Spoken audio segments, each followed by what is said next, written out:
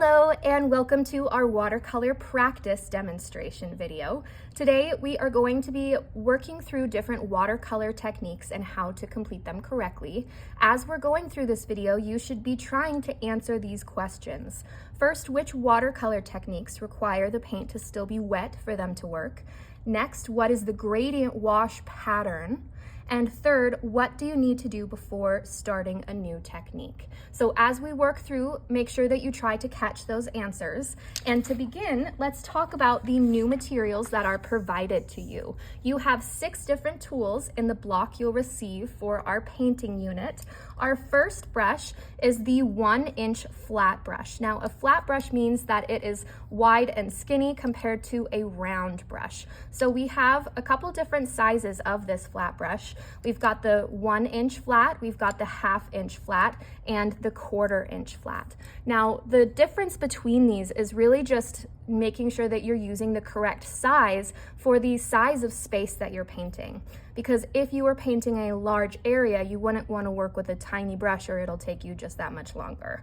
Now we also have our large round brush and our small round brush. These are used for different things according to size, just the same as our flat brushes. And the last tool that we have in our block is a toothbrush. These are not for your teeth. Don't use them for your teeth. They are very paint covered. But these are the materials each student will have in their corner of the block. You'll also have a watercolor cup that looks like this. On the inside, there are 2 separate sections, which is awesome for painting because when you're working with watercolor, you want to make sure that you have a supply of clean water to work from at all times, so that way you can paint the background paper wet and then be able to drop paint on top of it without actually adding color to the background. So what we'll do is when we have paint on our brush, we clean in the outside ring, and once it's cleaned in the outside ring, and if we need clean water, then we can access it right in the center well. Now that's our watercolor cup. We will also have some paper towels, and you'll begin with a piece of watercolor paper that looks like this. Now there's 2 different sides. There's a smooth side and a bumpy side. Now I say smooth, but it is slightly bumpy. So you're just looking for the bumpier side that has these little dents. The reason why we want the dents is because it catches that watercolor from dripping or moving too much, which is quite often a problem when we're young and we have like that sad soggy puddle that ends up in the middle. So these little dents kind of help us to control where the water and the paint stays. Now to get started, we're going to lay out our design for our practice. And to begin, I think it's easy to just give yourself the middle on each side. So I'm going to fold just a tiny bit. I don't need to fold the whole paper. I don't need like a crease all the way through, but I am going to fold it on all 4 sides just to show me the centers. Now I'm going to take those little center lines and a Sharpie, and I'm just going to eyeball it and do my very best. This does not have to be perfect, so just go ahead and draw in these sections, and then we'll break down these sections once more. We'll add this next line, and then we need 2 bars up here, so we're gonna have 1 bar and another. And we also need 2 boxes near the bottom in the right-hand side second space down. So we'll lay it out like this, and then you're going to go through and pre-label your sections so that you have these titles listed on your space. So these are the titles, and you're going to go through and copy this before you begin. Now, to get started, we are going to start with our watercolor paint. We have multiple types of palettes. They are all wonderful, but depending on which one you have, you might have different access to different paints. Now, when you're working with paint for watercolor, it does not revive on its own. So if I just touched this with a paintbrush, it's not going to do much. But if I come in with my watercolor cup and I take some from that center well and I just come in and prep a color, so let's decide which one we're gonna use, maybe this kind of like scarlet red orange color. So I am going to do what's called loading my brush, which means I need to continuously add water to my paint palette, and I'm just stroking on top of that space place to mix the paint and the water. If you don't do that mixing step, you end up with just like a very thinned out version of your paint because it's all mixed up and it's not completely consistent. So you have just patches of plain water and then patches of really filled in paint. So we are loading our brush, and when we get paint on our brush, that is called loading our brush. Now we are going to begin by completing a flat wash. So we're going to grab our paper towel. We've got our paint, we're all ready to go. So I am going to begin on my flat wash by just filling this in. And I am going to continuously reload my paintbrush as my paint starts to fade. So as I'm using it out of my brush, I don't have as much as I did at the beginning. So I'm going to reload my brush so that I can keep this consistent color all the way through. And I'm adding little tap, tap, taps with my point of my brush here. And I'm doing that to just help it stay as even as possible because we want to avoid a puddle of paint and we want to avoid patches that are much lighter. So we're going through and just tap, tap, tapping. You can add paint if you see that you are low in a couple areas, but just be careful that you don't go too far in that direction by bubbling up. So we should have a very flat section.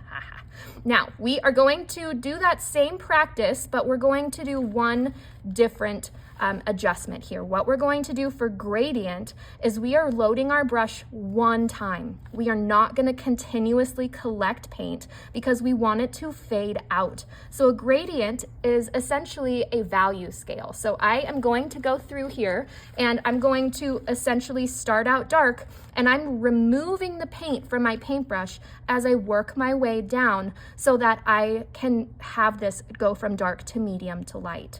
Now I am making sure I've got a good amount in my paintbrush. I'm going to squeeze out any of that excess so I don't start with too much. Now I am going to also I'm actually going to switch my brushes. So I like to use the flat brush to go through the pointed brush to go through for the flat section because I can use that point to tap, tap, tap. But I would say that for the gradient wash, I prefer the 1/4 inch brush just because it's a smaller space and because we want that flat edge to help us with smoothing. So I'm going to go in and I'm loading my brush just one time, making sure that it's nice and mixed and then squeezing out that extra paint. Now, here is the pattern for gradient. Are you ready? It goes stroke on the paper, dip in the water, dab on the paper towel. Stroke on your paper, dip in your water, dab on your paper towel. So stroke, dip, dab. Now, when we do that, we are slowly removing the paint out of our paintbrush so that it's fading to just clear water. So pay very close attention to how we're going to do this. Now, I want your eyes up on the board. Be watching this whole time, it goes quickly. So we do stroke, dip in the water, dab on the paper towel. Both of those were very, very light touches. And I'm gonna go right on top of that line. And I'm stroking a couple of times vertically to help it blend. Dip in the water, dab on the paper towel. And I'm overlapping that last line and I'm going up and down a couple times to help it blend. Dip in the water, dab on my paper towel. Stroke, and I'm going a couple times over the top of it, and I see I've got a little bit of a bead, so I'm not gonna do too much water here, and I'm gonna dry it out a little bit more. So I tap, tap, tapped on my paper towel because I see that bead is starting to collect. Now I'm gonna continue stroke, dip, dab, and stroke, dip, dab.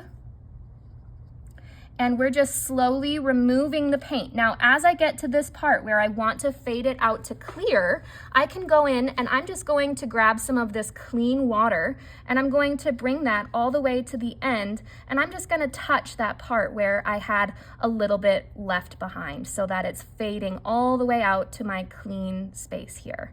Now you can go back through. Occasionally this will leave you like some edges, so you have to be careful. Oops, I just touched mine. So be careful not to like touch it too much or go back too much because you might be removing or adding your paint. Now we are going to continue into the wet on wet, and just like all of these techniques, your space, your paper, your paint must be wet for all of this to work. So for all of these techniques, it must be wet paint for this to work. So we are going to begin with our wet on wet, and remember that we use different brushes for different sizes of spaces. So I upped to my 1/2 inch flat brush. I'm going to collect my clean water and I'm going to just paint some water onto this space. What I'm looking for is that it is shiny, so I can lift my paper and see if it's shiny, but I don't want to have a puddle or like a little blob of paint anywhere left behind, or water, I mean. We don't want any water blobs, just clean, shiny, even water painted here. Now I'm going to prep a color and I'm going to just drop it on and you can see what it does. Ooh, isn't that so fun? Oh my gosh, I love it. So you can play around with wet on wet. I love it when you try out multiple colors. So let's add in, ooh, let's go Mountain View. I'm gonna grab some neon green here and let's add that in. Ooh, yes, please. Ooh, I love it when they run into each other. Yes. It is just happy living in that space. Now, you can notice when we were working on paper that's wet, it allows the paint to spread within that water compared to when we were painting on dry paper and we had to just control our amount of water. So we get very crisp, sharp marks when it's dry paper, very soft, blurry marks when it's wet on wet or on wet paper. Now for this next one, we are going to just paint with 2 different colors. I like it when you can see the mixture happen between 2. So I'm gonna come in with 2 colors. Here's yellow and maybe, I don't know, let's do like, ooh, this is a fun little fuchsia color. Okay, so here are my 2 colors. I'm gonna just barely let them touch. Now I'm going to take a piece of saran wrap, which you have a little box that looks like this, and you can just pull out a small piece of the saran wrap, tear it off from the bottom, and we've got this little piece here, and we're going to first spread it out as much as we can, and then we're going to take it and just scrunch it. And I like to kind of pinch it first and then lay it down, and you must do this while it's still wet, or else this will not work. So you have to do it kind of quickly. On that note, when you're working on any of these techniques, the first step before starting a new step or a new practice is to make sure you've collected those materials and you have them ready. So we need to make sure that we have all of our materials collected before we start on a new technique. Now, we are going to begin with salt and rice. So I am going to come in with my salt here. Now we're gonna first begin by painting these boxes with colors we have not used yet. I want you to experiment with as many colors as you can. We're going to just add our paint, and I'm going to just fill this in and do a couple little layers to make sure it's dark enough. Sometimes if your color is light, it won't show up for the salt and rice as much. So a darker color might be better, although if you go too dark, like with the black or even like that dark blue, sometimes it just still doesn't quite show up as much. Now, I've got just a nice even space. I'm gonna take my salt shaker, and rather than like dumping it, we are going to take just a smidge in our hand because we're feeling just a little salty. Now, you're gonna take this, a little pinch, and we are adding that, just drizzling it over the top, and you can see that salt is starting to collect some of our watercolor, and we have these darker little dots that are left behind. Now, we are gonna get started with our rice, and I didn't collect my supplies, guys. This is why it's so important. So I'm gonna just run real quick. I'll be 2 seconds.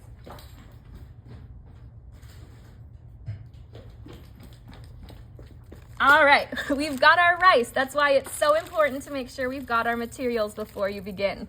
So I'm gonna clean out my brush, and I am going to grab another color, maybe, let's do like a purple. That sounds fun. So I'm gonna grab a purple, and I'm just going to paint my strokes along this space. I'm trying to make it nice and even. So I'm reloading my brush, just like we did for our flat wash. We reload. Now I'm just filling in and trying to move that little bead of water. I'm tapping around so that it's even and not just in one location. Now I'm going to take a small amount of rice, and I'm going to just drizzle that right over the top, just very sparingly. We want to have like a couple, but not like a ton. So we're trying to space that out. And I probably could use like one more down in this little blob. All right, so we're gonna let that sit and dry while we continue into our next practices. Now, we're gonna continue into rubbing alcohol. And again, I want you to try out as many colors as possible. So let's see, I'm gonna try kind of like some earthy combos. I'm gonna do this gold, which is my favorite. I love the gold so much. It's one of my all-time favorite colors. And let's get funky. I'm gonna add in some like weird green. Ooh, I like it, I like it. Oh, that's fun. Very naturey. Okay, now we've got these two colors mixed together. I have prepared and have rubbing alcohol in this little beaker. So when I walk over, I carry it so that it's in the bottom so it's not dripping out the top as I'm walking back to my seat with this. And now I'm just gonna take it and add a drop and watch. It's so fun. Are you ready? Yeah, oh my gosh, I love it. Woo, yeah. So you can play around with just like seeing what happens when you overlap them versus having them in separate sections. When you overlap, it does kind of become one big one. You can try like different sizes, but it's just a really fun experiment. Next, we are going to continue with something called scoring. And I am going to show you this step with two different steps in it. So I am gonna grab, let's see, I haven't done orange yet. So I'm gonna grab a little bit of this orange.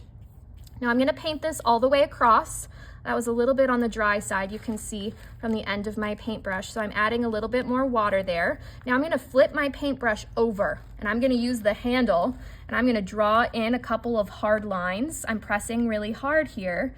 And I am adding these lines, which creates a dent in the paper or like a trough. And that's where all of the watercolor will pool and collect, which makes it look darker when it dries. So you can see it's already starting to kind of show you that.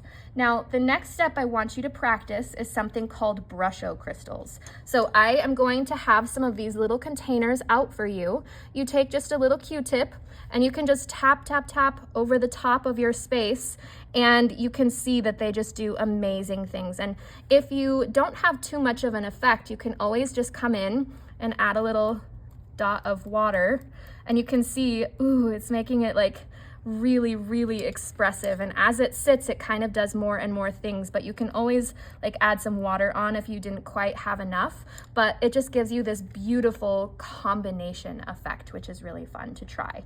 Now, this last row is our messier version of our practice, which is why it's at the bottom and at the end.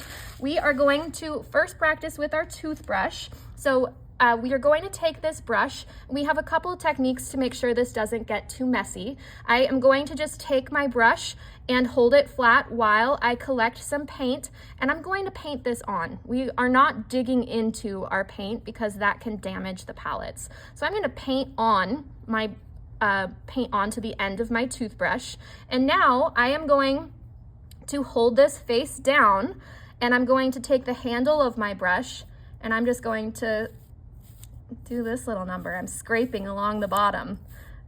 Ooh, isn't that so fun? So you can get like a really fine mist, which I think is cool to see. Our next splat practice. So this is like a fine splat, but if we wanted to come in and have more of like a splatty splat, then you can collect more paint on your brush. You might add a little more water at this point to make sure that you get a really fluid motion. Now I'm going to set my hand down on the table and I'm going to just lift my finger up so it's like an inch above the edge of my table, and I'm going to just tap, tap, tap, tap, tap. Ooh, oh, I love it. I love it when you get like the poof. And it's okay if it gets up into these other spaces, not a big deal.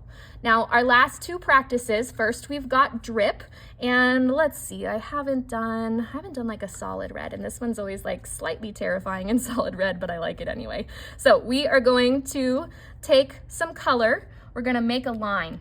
Now with drip, it's nice that you can kind of decide where you want them to go. If you want to like give it some direction, you can just be like, go here, please. And then you can add a little blob of water. We want to make sure we've got enough water to make these run. Now I'm going to stand this up and I can just let it drip down. I can also kind of tap, tap, tap, tap to help it run. I can also give it a little help by coming in and blowing just down.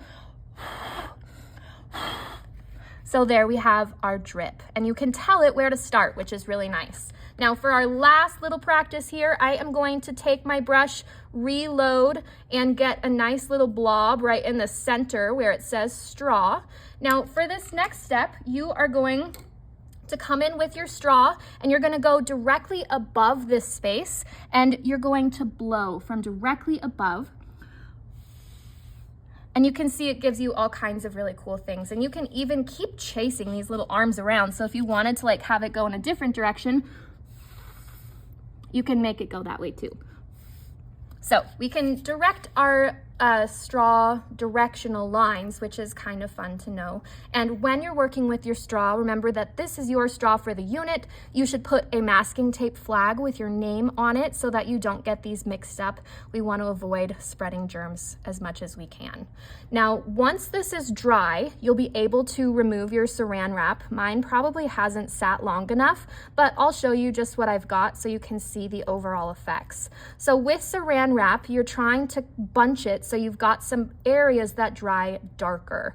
For the salt, you can see it's still kind of drying, but you can see the effect is that it pulls the paint towards itself, which gives it like a light little halo and a dark spot in the middle. And then for rice, when you remove this after it's dry, it does leave like a little rice-shaped highlight, which is really cool.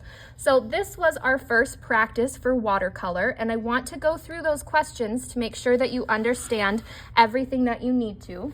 So our questions for this unit, first we asked which watercolor techniques require the paint to still be wet for them to work. The answer was all of them. All of them must be wet for them to work. If we came in with our salt after this had dried, nothing will happen. If we come in with rubbing alcohol after it's dried, nothing will happen. Same with scoring, same for saran wrap, same for wet on wet. You have to do these things beforehand for them to work. Our next question, what is the gradient wash pattern? All right, our gradient wash pattern was stroke, dip, dab. So remember, we stroke on our paper, dip in the water to clean out a little bit of that paint, and dab on the paper towel to dry it off. So as we continue, we're slowly removing the paint. And our last question, what do you need to do before starting a new technique? You need to collect your supplies. You guys saw when I forgot to get my rice, that does cause a bit of a delay. And if your paint is already down, then you have a really big problem because your paint is drying while you're running off to go get your other supplies. So those are the things I wanted you to make sure you knew, but the rest is also very important. Now, you are welcome to watch this again. You can go through and watch it as you're completing these steps. But I hope that this was helpful and informative, and I think these techniques are really going to help you level your project up. Thank you guys so much for watching.